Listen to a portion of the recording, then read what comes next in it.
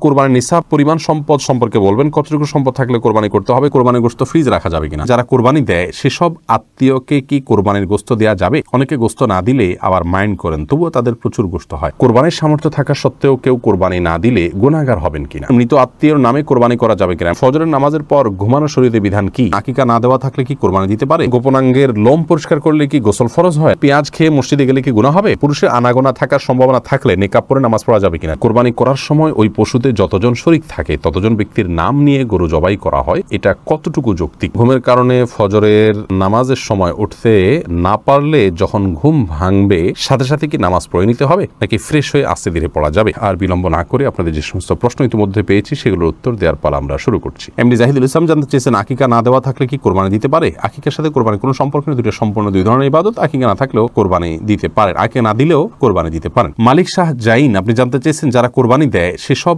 আত্মীয়কে কি কোরবানির গোশত দেওয়া যাবে? অনেকে গোশত না দিলে আবার মাইন্ড করেন, তবুও তাদের প্রচুর গোশত হয়। কোরবানি দিলেও কাউকে কোরবানির গোশত দেওয়া যেতে পারে, কারণ আল্লাহ রাব্বুল আলামিন কোরবানির গোশত সম্পর্কে কোরআন কারীমের একাধিক জায়গায় বলেছেন যে নিজে খাও এবং যারা অভাবী নন তাদেরকে, অন্য মানুষদেরকেও দাও, যারা অভাবী মানুষের কাছে চায় তাদেরকেও দাও। তার মানে এখানে আত্মীয় স্বজন যারা সলভেন্ট আছেন, আত্মীয়তার বন্ধন স্বরূপ তাদের জন্য কিছু হাদিয়া আপনি পাঠাতে পারেন, এতে কোনো দোষের কিছু নেই। ফাহিম বিনতে ফারুক জানতে চেয়েছেন, পুরুষের আনাগোনা থাকার সম্ভাবনা থাকলে নেকাব পরে নামাজ পড়া যাবে কিনা? জি অবশ্যই, নেকাব পরে সাধারণ অবস্থায় নামাজ পড়া যাবে না, কারণ নবী সাল্লাল্লাহু আলাইহি ওয়াসাল্লাম চেহারা ঢেকে সালাত পড়তে নিষেধ করেছেন এবং নারী পুরুষ সকলের জন্য সেটি সমানভাবে প্রযোজ্য। কিন্তু কোনো ক্ষেত্রে যদি এমন হয় যে আপনি এমন জায়গায় সালাত আদায় করছেন এখানে অন্য পুরুষরা আসা যাওয়া করার প্রচণ্ড সম্ভাবনা আছে, তাহলে সেক্ষেত্রে আপনি নেকাব পরে সালাত আদায় করতে পারবেন, যেহেতু এটা বিশেষ ওজর রয়েছে। এরপরে নাফে চৌধুরী আপনি জানতে চেয়েছেন, সালাতুত তাসবিহ নামাজ জীবনে একবার হলেও পড়তে হবে, এ কথা সত্যতা জানতে চাই। এ বিষয়ে একটি হাদিস পাওয়া যায়, নবী করিম সাল্লাল্লাহু আলাইহি ওয়াসাল্লাম তার চাচা আব্বাস রাদিয়াল্লাহু তাআলা আনহুকে শিক্ষা দিয়েছেন, এই হাদিসটি পাওয়া যায় এবং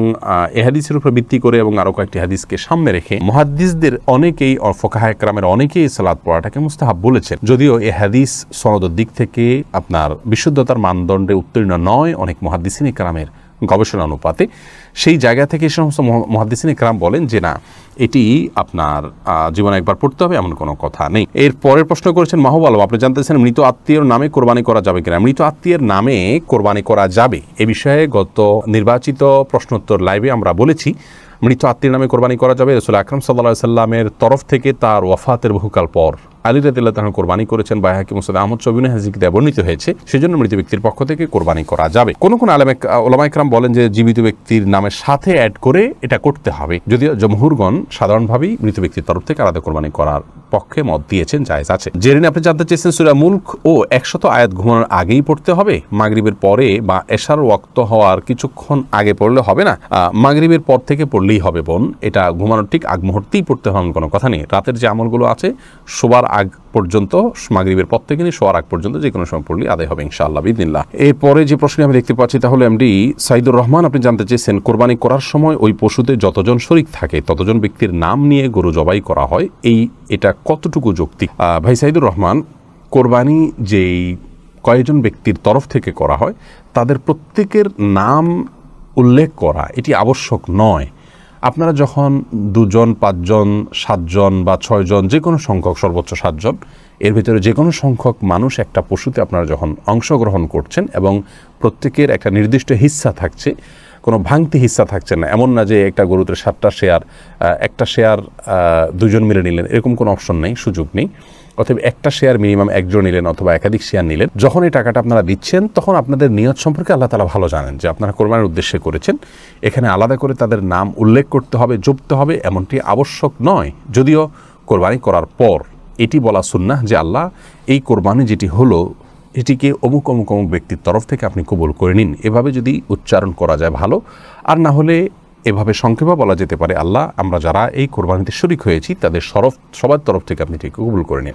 আলাদাভাবে নাম জপাটা আবশ্যক নয়, যদিও পরে নাম উল্লেখ করে তাদের তরফ থেকে কবুলের দোয়া করা যেতে পারে এবং মুস্তাহাব, সেটি করলে ভালো। তাওহিদুল ইসলাম সজীব জানতে চেয়েছেন, গোপনাঙ্গের লোম পরিষ্কার করলে কি গোসল ফরজ হয়? না, এর সাথে গোসল ফরজের কোনো সম্পর্ক নাই, বড়জোর অজু করে নেবেন, পরিষ্কার পরিচ্ছন্ন হবেন। ফাহাদ ফাতেমা জানতে চেয়েছেন, ঘুমের কারণে ফজরের নামাজের সময় উঠতে না পারলে যখন ঘুম ভাঙবে সাথে সাথে কি নামাজ পড়ে নিতে হবে, নাকি ফ্রেশ হয়ে আস্তে ধীরে পড়া যাবে? এক্ষেত্রে রাসূল আকরাম সাল্লাল্লাহু আলাইহি ওয়াসাল্লামের যে হাদিস রয়েছে সেটি হলো, মান নামা আন সালাতিন আও নাসিহা ফালইউসাল্লিহা ইযা যাকারাহা ফাইন্না যালিকা ওয়াক্তুহা, যে ব্যক্তি ঘুমিয়ে পড়েছেন এবং ঘুমের প্রাবল্যের কারণে সালাত মিস হয়েছে কিংবা ভুলে গেছেন, এরকম ব্যক্তি যখন স্মরণ হবে অথবা ঘুম থেকে যখন জাগ্রত হবেন তখনই সালাত আদায় করবেন, সেটাই তার ওয়াক্ত। অবশ্যই তিনি ফ্রেশ হয়ে সালাত আদায় করবেন, ফ্রেশ হওয়া ছাড়া তো সালাত আদায় করতে পারবেন না, কিন্তু ফ্রেশ হওয়ার মানে এই নয় যে ঘন্টাকে ঘন্টা তিনি অন্য স্বাভাবিক কাজকর্ম করে বেড়াবেন আর সালাতকে বিলম্ব করবেন, বরং তার উচিত হবে খুব দ্রুততার সাথে ফ্রেশ হয়ে সালাত আদায় করে নেওয়া। এমডি ওমর ফারুক জানতে চেয়েছেন, ফজরের নামাজের পর ঘুমানো শরীয়তের বিধান কি? এটি জায়েজ আছে, তবে অনুত্তম কাজ। নবী করিম সাল্লাল্লাহু আলাইহি ওয়াসাল্লাম দোয়া করেছেন, আল্লাহুম্মা বারিক লি উম্মতি ফি বুকুরিহা, আল্লাহ আমার উম্মতের জন্য সকালের সময়টাতে আপনি বরকত দান করুন। অতএব সকালের সময়টাতে না ঘুমানো উচিত বা উত্তম। কেউ অসুস্থ থাকলে ভিন্ন কথা, বৃদ্ধ হলে ভিন্ন কথা, তবে যদি কেউ ঘুমান তিনি কোনো বড় গুনাহ করেছেন, অপরাধ করেছেন, এই লেভেলের সমস্যা নয়, অনুত্তম আর উত্তমের বিষয়টি এতটুকু। তাছাড়া নবী সাল্লাল্লাহু আলাইহি ওয়াসাল্লাম সকালে ঘুমাতেন না কখনো, সেজন্য এটি সুন্নতের খেলাফ। এমডি সোহেল জানতে চেয়েছেন, কোরবানির গোশত ফ্রিজ রাখা যাবে কিনা? হ্যাঁ, কোরবানির গোশত ফ্রিজে রাখতে পারেন, কোনো অসুবিধা নেই, তবে ফ্রিজে রাখার উদ্দেশ্যেই যেন কোরবানি না হয়। কোরবানি করার পর গোশত থাকলো, থেকে গেল, সেগুলো রেখে দিলেন ফ্রিজে, অসুবিধা নেই। ইসমাইল দেওয়ান জানতে চেয়েছেন, পেঁয়াজ খেয়ে মসজিদে গেলে কি গুনাহ হবে? পেঁয়াজ বলতে কাঁচা পেঁয়াজ যদি খান, কাঁচা পেঁয়াজ খেয়ে সেই অবস্থায় মসজিদে যাওয়া নিষেধ, হাদিসে স্পষ্ট নিষেধ আছে। তার কারণ হলো মসজিদে ফেরেশতা থাকে, অন্য মানুষরা আছেন, কাঁচা পেঁয়াজ খেলে মুখে দুর্গন্ধ হয়, সেই দুর্গন্ধ নিয়ে মসজিদে গেলে আশপাশের লোকদের কষ্ট হবে, ফেরেশতাদের কষ্ট হবে, সেজন্য হাদিসে নিষেধ আছে। অতএব কাঁচা পেঁয়াজকেও খাওয়ার পর ভালো করে মুখের দুর্গন্ধ দূর করে, সেটি অন্য কিছু খেয়ে হোক, ব্রাশ, মেসওয়াক ইত্যাদি হোক, যেভাবে হোক, অন্য কোনো উপায়ে মুখের দুর্গন্ধ দূর করে তারপর তিনি মসজিদে যাবেন। এরপরে নাইমুল হক আজাদ জানতে চেয়েছেন, কোরবানির নিসাব পরিমাণ সম্পদ সম্পর্কে বলবেন, কতটুকু সম্পদ থাকলে কোরবানি করতে হবে? কোরবানির নিসাব হলো যাকাতের নিসাব। একজন মানুষের কাছে 595 গ্রাম রূপা বা তার সমমূল্য যদি থাকে তাহলে তার উপরে কোরবানি বর্তাবে, এবং সেই নিসাবটি হলো বর্তমান বাজার মূল্য হিসাব করলে আপনার 595 গ্রাম রূপার যে মূল্য আছে সেটি হয়তো 40 বা 50 হাজার টাকা বা তার কাছাকাছি ফিগারে থাকবে। অতএব আপনি কোরবানির নিসাব, যেটা যাকাতের নিসাব, সেটিকেই ধরে নেবেন। যদিও এর আগে আমরা শুরুতেই বলেছি যে কোরবানি যে ব্যক্তি করার সামর্থ্য রাখেন তার উপরে কোরবানিটি বর্তায়, এর জন্য নিসাব কোনো আবশ্যক নয়, এমনটি মত দিয়েছেন সৌদি আরব ওলামা ইকরাম এবং অন্যান্য মাযহাবে।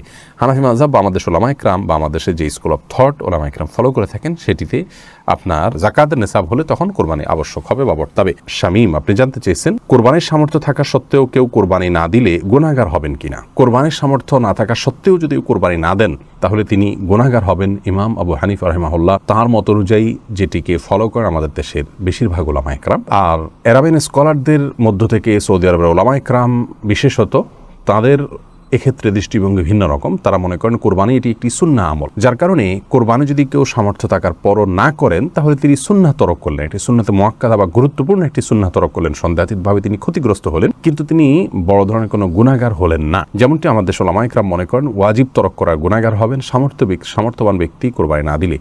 আমাদের ওলামা ইকরামের দলিলটি অত্যন্ত সমৃদ্ধ। এক্ষেত্রে নবী সাল্লাল্লাহু আলাইহি ওয়াসাল্লাম বলেছেন যে ব্যক্তি কোরবানি করার সামর্থ্য রাখে অথচ কোরবানি করলো না, সেই জন্য আমাদের ঈদগাহে না আসে, এবং এই মর্মে কাছাকাছি ধরনের ভাষ্য অনেকগুলো হাদিসে আসছে, যে ভাষ্য থেকে বোঝা যায় যে নবী সাল্লাল্লাহু আলাইহি ওয়াসাল্লাম সামর্থ্যবানদেরকে কোরবানি করতে আবশ্যকভাবে নির্দেশ করেছেন, এবং না করলে তার জন্য তিনি সতর্কবাণী দিয়েছেন। অতএব সামর্থ্যবানদের জন্য কোরবানি না করে থাকাটা অনুচিত হবে আমরা মনে করি। যদিও বিপরীত দিক থেকে যারা এটাকে সুন্নাহ মনে করেন তাদেরও দলিল হলো নবী আলাইহিস সালাম বিভিন্ন হাদিসে এটাকে সুন্নাহ বলে অভিহিত করেছেন, ইব্রাহিম আলাইহিস সালামের সুন্নাহ বলেছেন, তো সেই জায়গা থেকে তারা এটিকে সুন্নাহ বলেন।